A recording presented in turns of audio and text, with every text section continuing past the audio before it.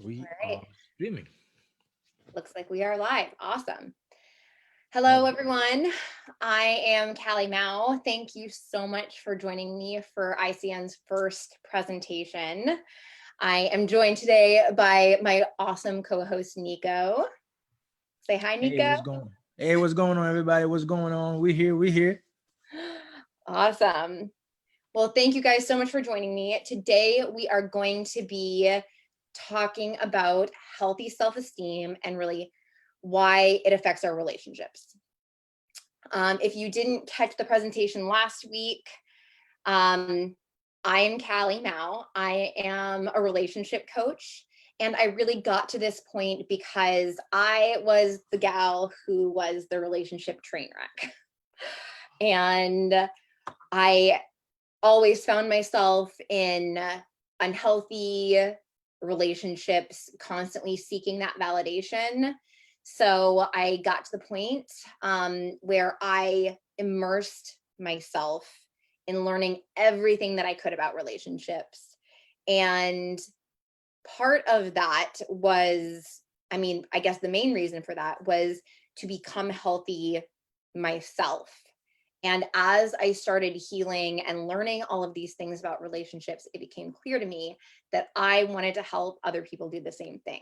So I became certified so that I could help people like you, people that may be having relationship struggles or not understand things within the context of relationships, move forward in their life. So that's a little bit about me. So let me just, I'm going to screen share here so that we can, let's see, do the presentation. Wouldn't that be nice? Let's see. I love it when technology doesn't go smoothly.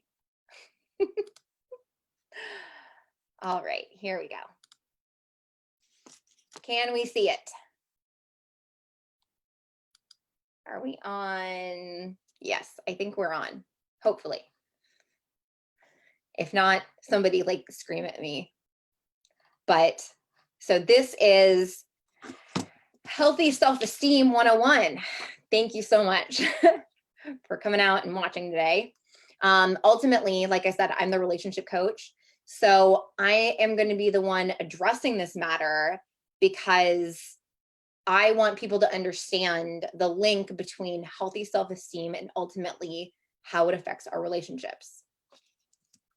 So today in this presentation, we will be covering the definition of what healthy self-esteem is. We're going to be talking about why it is we don't have healthy self-esteem, because it looks and sounds so easy, right? And some people just make it look so natural. So if we are lacking, we're going to talk about why. Then we're going to be getting into how it affects our relationships, and then get to what it is that we can do to change it. All right. So, sorry, as I'm looking down, just so you guys know, I'm reading off of notes because I don't have all of this stuff completely memorized 100%. So I just want to consult my notes to make sure that I'm not missing any pertinent information. But, oh, stay till the end, by the way, of this presentation, because you are going to be getting some free stuff, some free assessment tools, and some information on how to help assess yourself and move you forward, because that's ultimately the goal, right? So make sure you stay till the end. All right, so healthy self-esteem. Let's get into the definition of it. Healthy self-esteem is basically our internal dialogue. It's how we talk to ourselves. And so if we are in that healthy realm, we are going to have positive self-dialogue that internally reassures us that we're good enough just as we are. We don't need to see ourselves above others. We don't need to see others above us. And we really embody the concept of equality. and understand that we're all deserving of love, care, and respect. On one end of the not so healthy self-esteem spectrum, we are addressing toxic shame. There are several names for this, so that's why if you see multiple things there, it's known as toxic shame, also referred to as codependence or less than messaging. So if you hear me refer to any of those things, you know what I'm talking about. And basically what that looks like is when we are in this end of the spectrum, this is where our internal dialogue is really negative and kind of lacking. It makes us think that we're not good enough. We tend to be more insecure when we are having this kind of internal dialogue, and we may see ourselves or our wants, our needs, our boundaries, whatever, as less important than others. Now, on the opposite end of the spectrum from that, from codependence, is the subconscious toxic shame, also known as narcissism or more than messaging.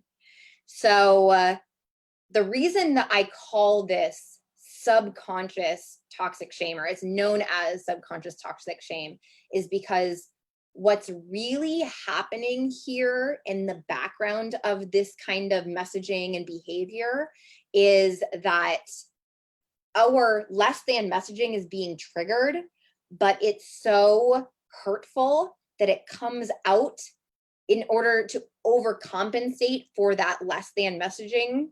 We are overcompensating and coming out as, no, I'm really more than you. So this is really boastful self-dialogue or behavior that makes people see that we are deserving of more. We deserve their admiration. We deserve their respect. And it's a place where we tend to put ourselves higher than others. So that I think that we can all probably see is not exactly healthy.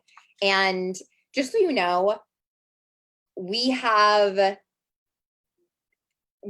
way that I have this laid out here in this presentation is in columns, right?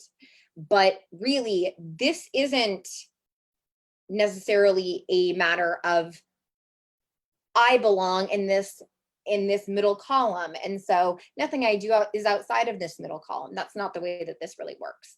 We all have our triggers, we all have our damage. So this, even though we're seeing it in terms of columns that I have laid out here, is really on more of a spectrum. We can be in that healthy range sometimes, and then something or someone triggers us and it pulls us into that maybe feeling less than, or something triggers us and we are going to come out the other side and our messaging is going to be that more than messaging that's happening. So again, don't think that, oh, if I fall into the less than messaging, or that sounds more like what's going on internally, that's where I belong, that's where I live. I never get out of that, because you can shift back and forth to having some healthy behavior, some unhealthy behavior, as most of us do. So next we're going to, now that we've got the definitions down, we're going to kind of move on to why it is that we don't all have healthy self-esteem. Basically, during our formative years, we received less than or more than messaging from our parents or caregivers. I know, blame it on mom and dad. It's pretty easy. But that is essentially where this stems from, and it tends to then bleed over into carryover into adulthood. It comes with us as we grow. Don't worry, the picture of the little kid, that's my little kid. He is not being abused in that picture. I actually had to search a long time to find a picture of one of my kids not like smiling and crying. So we're going to get into then how our parents create that less than or more than messaging. So we're going to start over here with the toxic shame or the less than messaging. Oftentimes, this is a matter of our parents or caregivers not meeting our needs. And this can happen in several different ways. This can happen by them ignoring us because, I mean, for several different reasons, but really, maybe they're too busy doing their own thing. Maybe they're too busy adulting, and for one reason or another, our needs aren't being met. It can also happen when our parents work too much. And this might be that we have a parent that is in a high-powered job that requires long hours, or this might be a parent who winds up working multiple jobs just to make ends meet. But either way, sometimes that can create it, because what's really happening there is that our parents are not around when they're working. And for somebody in their formative years of 0 to 5, we don't understand, oh, mom's off because, she's got to put food on the table. All we know is that mom's not there, and she's not there to cuddle us and care for us.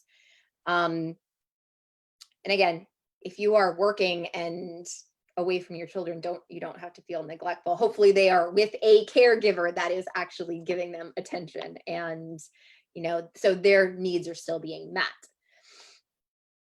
Another way that our parents and caregivers don't meet our needs is actually their lack of ability to meet our needs. And maybe we have a parent that just isn't emotionally mature enough. Maybe they have a mental disorder. Maybe they suffer from depression or bipolar disorder.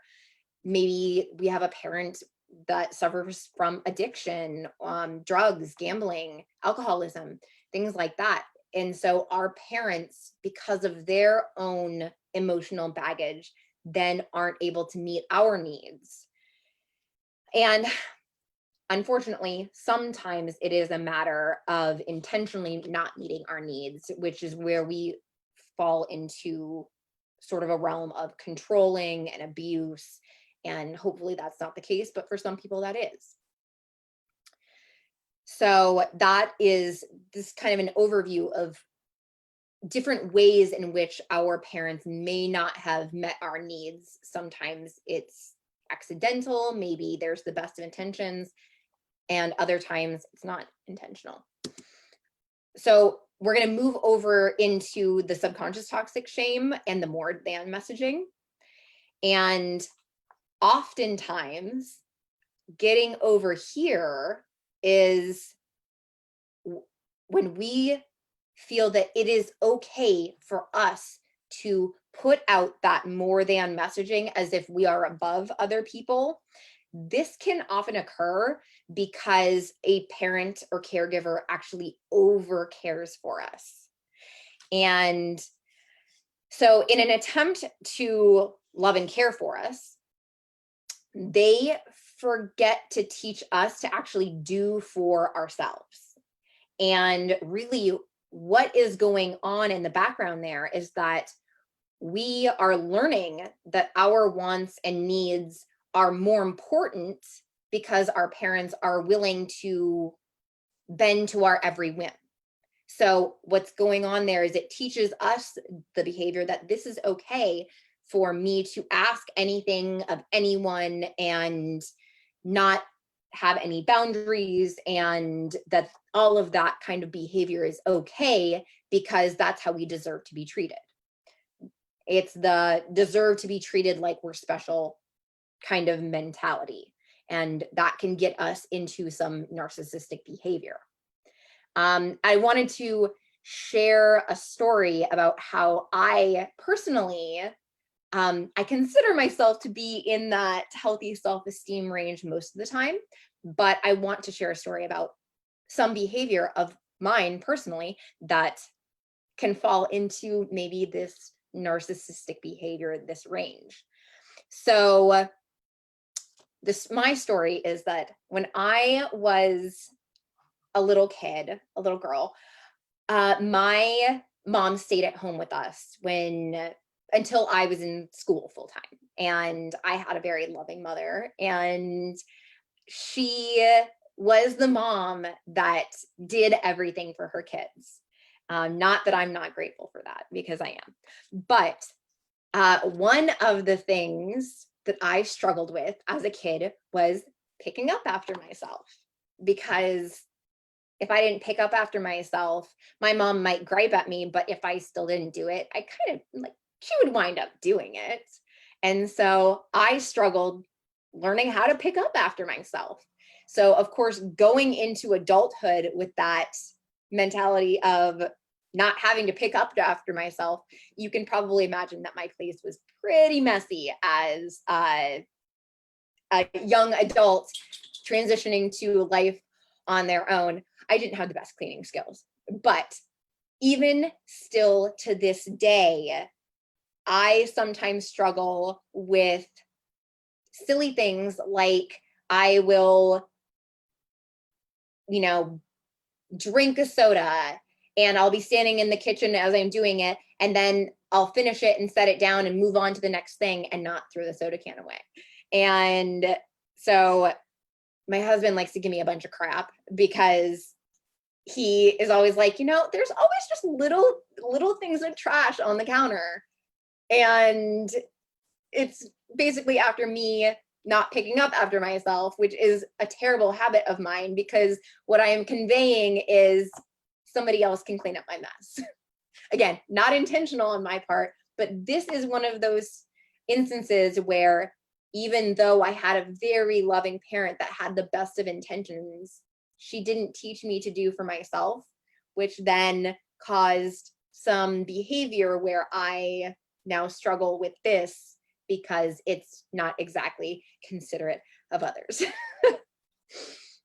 So another way that we can get into both of these ranges, both the more than and the less than messaging, is learning by example, right? When we're in our formative years, we are little sponges and we soak up everything. So we are seeing mom and dad behave certain ways and thinking that whatever way that they're behaving, that's it. That's the way to behave. That's normal. That's what normal looks like. And so when we see a parent in the range of the less than messaging and feeling like they have to give all of themselves and,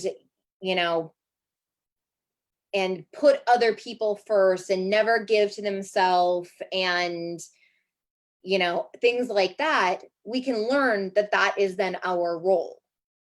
And also on the other side, in the sort of the more than messaging lane, maybe we see a parent who inhibits a lot of narcissistic behavior, and then they maybe the parent is, they yell a lot. And so what we are learning is that by yelling, we get our way. Because when dad yells, he gets his way. Or when mom yells, she gets her way. So why wouldn't we yell? Because that's how we get our way, right? So both of these lanes, we can learn by example. So that is why it is also so important for us to inhibit and exhibit healthy self-esteem. All right, so we're going to move on to ultimately how it affects our relationships. All right, so here I have some healthy self-esteem messages, as well as some less than messages and some more than messages. And these are ways, so these are all statements. You'll see that they all kind of correspond with one another as you look at the columns, look across them. So this is the same statement, but how it might sound internally, whether you are in that healthy zone, less than zone, more than zone, again, the majority of the time. So let me see here. Okay, I want to give you some examples. So if I am somebody that comes home, and I come home from work and I walk in the house and I go to throw something away and the trash is full. And I asked my husband to take out the trash last night. And clearly it wasn't taken out because I'm getting home from work and the trash is still full and it's sitting here. And so I look over at my husband, who is maybe sitting on the couch, maybe he's playing video games, and I freak out, right? I just lose it because, God damn it, I've asked you to do this and you didn't do it. And I don't know what the problem is. Clearly your games are more important than the thing that I've asked you to do, which is, to help run our household. And so thanks a lot. I guess I will just be the one to take out the trash, even though I asked you to do it. Clearly it's not important to you. So I'll just do it, right?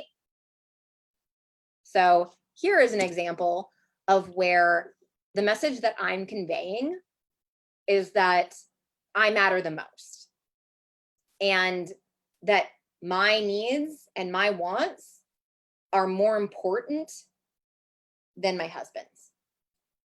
Now, what that does to my husband is then make him feel like, oh, I don't matter.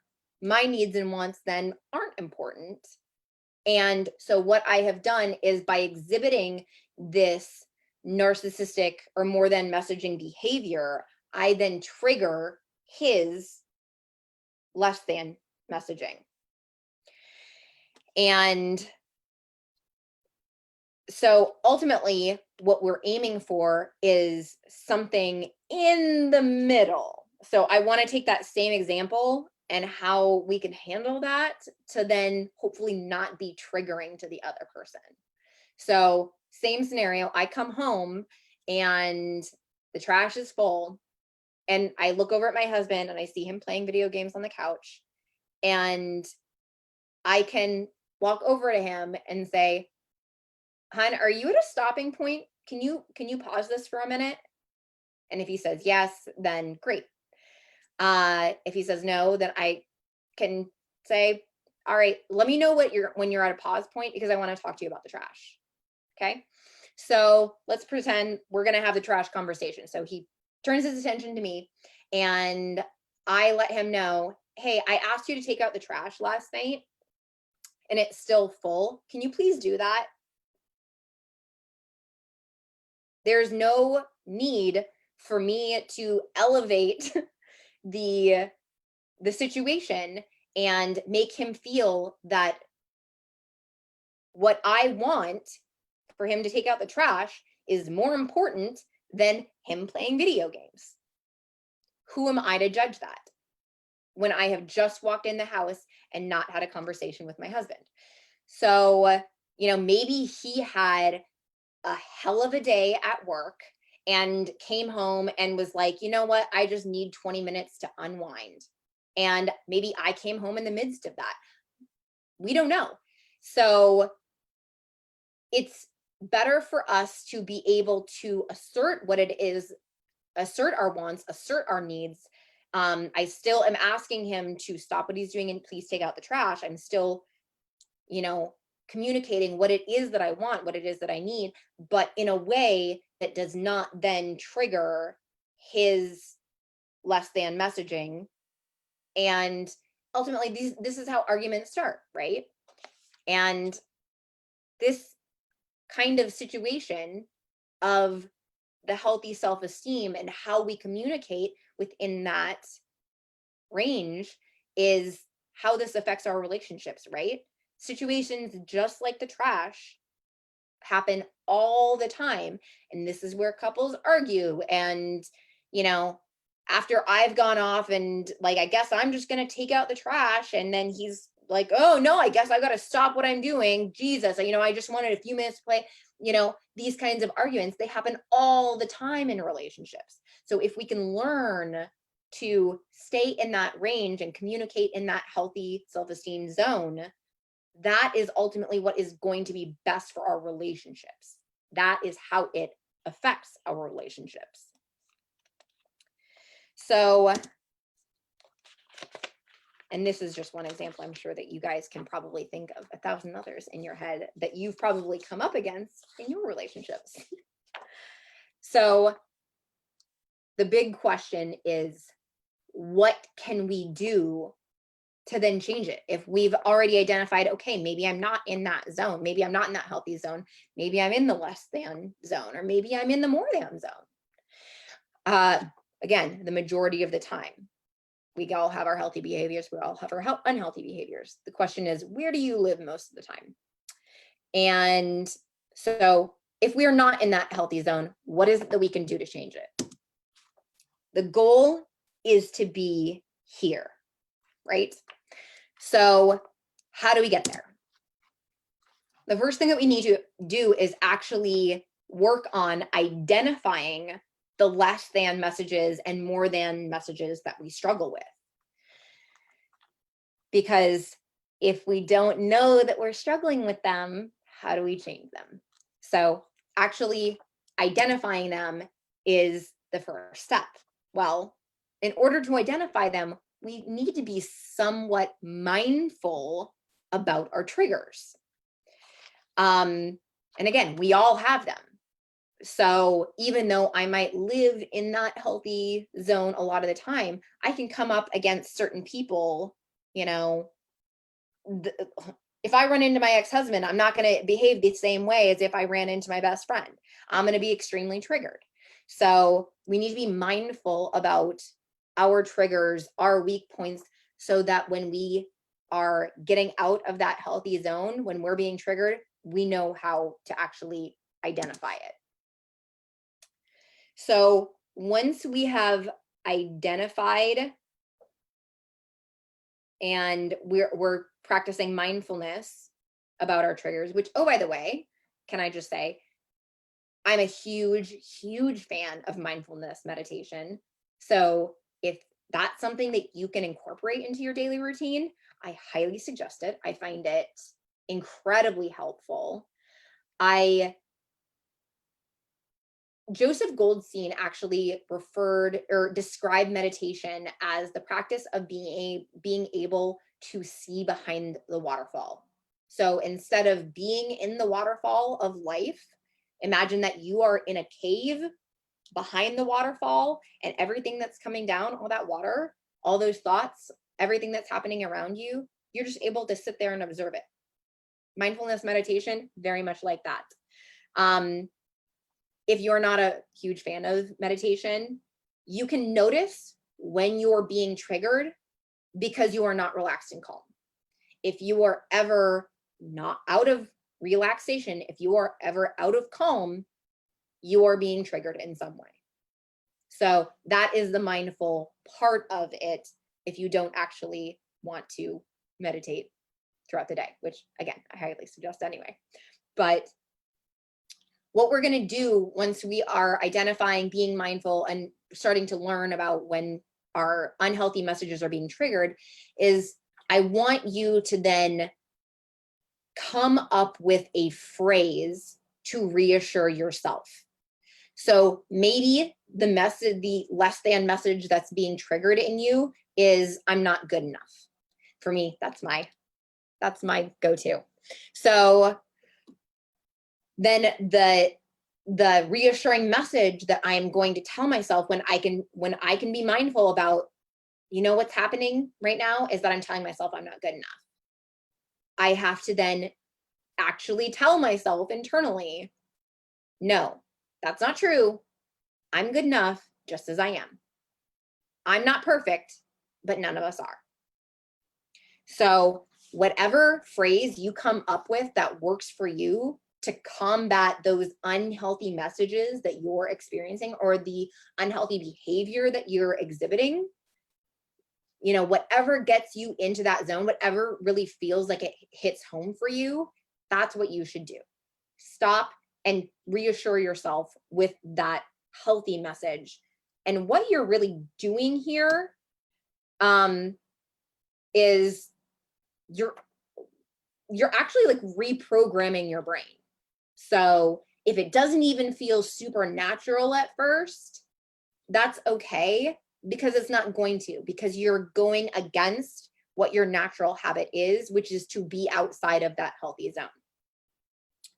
So come up with some phrases that really feel like they hit home for you.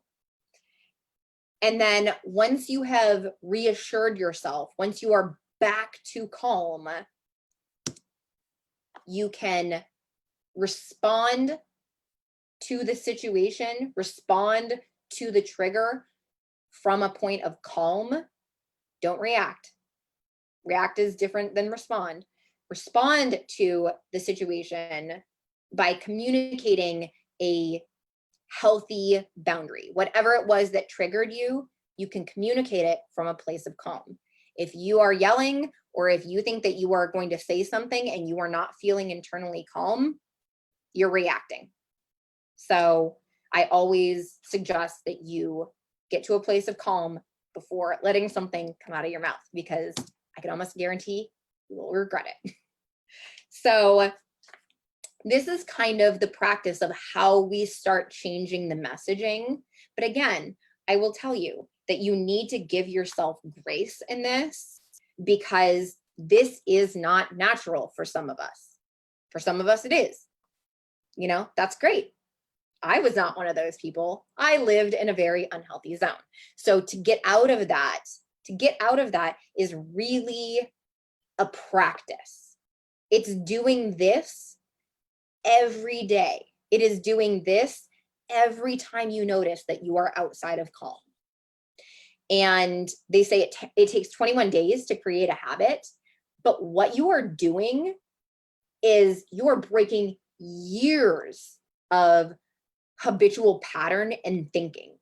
Like I said, this stems from ages 0 to 5 typically. So you are combating now years, decades of your brain being hardwired in this way. So we're rewiring your brain here, which is not always an easy task.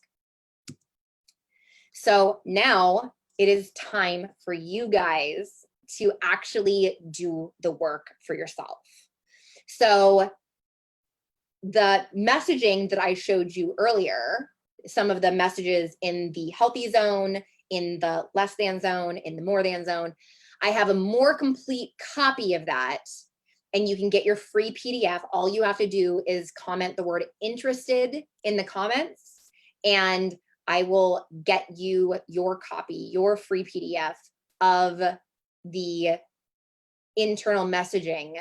But like I said, it will be a more complete copy, so that gives you a starting point to work from.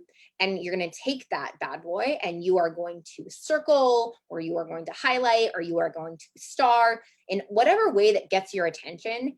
You are going to do that to your copy of the messages that you struggle with. So you take a few minutes and start reading through them and see which ones through these messages, where are you? In the I matter the most, maybe I'm not lovable, you know, maybe I treat others the way that I want to be treated, you know. So just kind of take a few minutes and see what zone that you live in. Again, to get that, your copy of that, all you have to do is comment the word interested, and I will get that to you. So if you feel a little unsure of where you're at in this zone, I have a free tool for you. You can go to www.healthyhabitsassessment.com. Nico, if you can drop that link in the comments for people to go to, I would appreciate it. That way they can get it right away. Go take your assessment, and this is going to give you a clearer picture of where you're kind of at within this realm. And you get your results right on the spot. It's completely free. So use this at your disposal, pass it out to your friends, gain some understanding and some clarity about your natural place where you live. Because how do we change things if we don't know? So I am available for any questions if there are any questions. Nico, are there any questions from anybody as of yet? And again, if there aren't, if you're watching this after the fact, still drop your questions in there and I will be monitoring them if you have any. There is no question. There is no question. But Okay. how I got a question for you. Okay, let's do it. So how one person who, I mean, who doesn't really have a, what would you call, a relationship per se, but they do have meaningful relationships, but not a total intimate relationship, get to use this information to their advantage, so that way they can nurture that relationship and any relationship they can come after. Yeah, absolutely. So this, what I just spoke of today, I use some examples of more, within an intimate relationship or a romantic relationship, but every relationship that we have, whether it be friends, coworkers, family. I don't know if you guys have better family than I do, but I find my family extremely triggering. So I think, I have to practice this kind of stuff way more when I am around my family. So this practice doesn't just apply to romantic relationships. This really is helpful whenever you are dealing with any kind of relationship. Who doesn't have a coworker that drives them crazy? Who doesn't have a friend that can do something that irritates them sometimes? This is about, like I said, anytime you're triggered, anytime you're outside of that calm, this is a practice that you can fall back on to help you, within other areas of your life, even outside of romantic relationships. Awesome. Yeah, great stuff. I took the assessment myself the first time you had the side up, and I was showing 7 out of 10. I'm like, I still got some work to do.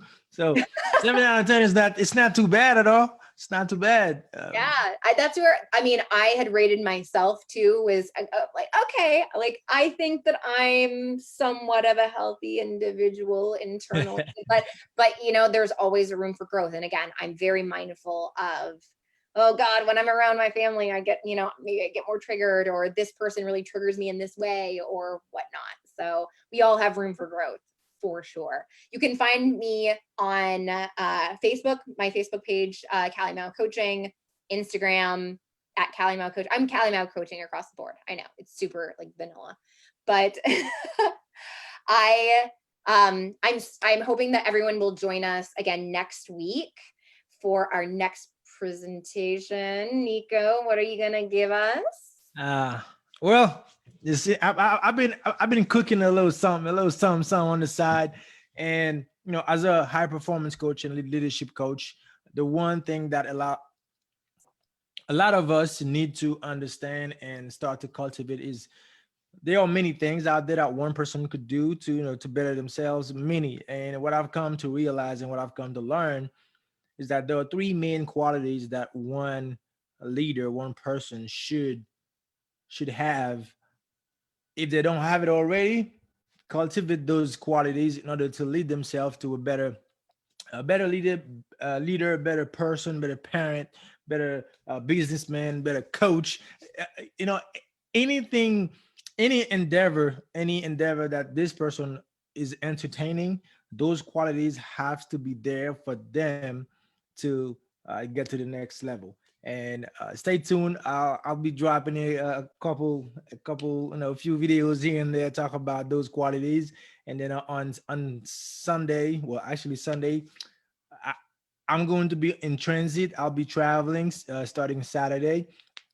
I won't be live, but that live might happen throughout the week. So stay tuned and I'll let you know at what date, what time I'll be going live. If I'm going live, if not, it'll be just a regular video posted for all y'all to have that information for you that you could use and increase your personal effectiveness. Yes, that's what it is. I cannot wait for that. I'm super excited to see it. Awesome, awesome, awesome. All right, if we don't have, let me check again. If we have any questions, nothing. Okay, cool. Well, Callie, thanks again. Thanks for coming out again. I'm sure everybody will learn a lot from those information today. I sure did. And everybody, thanks for coming out. Thanks for watching. Thanks for posting. Thanks for taking notes. Thanks for applying those information. Be sure. Share with the world. Share with everyone you know, who doesn't need a self-esteem boost, right? Yeah, exactly. Now, there's the thing when you say sharing, they might not see the video because you know it's a private group. So invite them to the group so they can see, you know, invite them to the group so they can see what we're about, so they can see the training, what we here to serve you. On that note, I bid you a good day, a good Sunday, Callie, and everybody have a good weekend. Bye bye.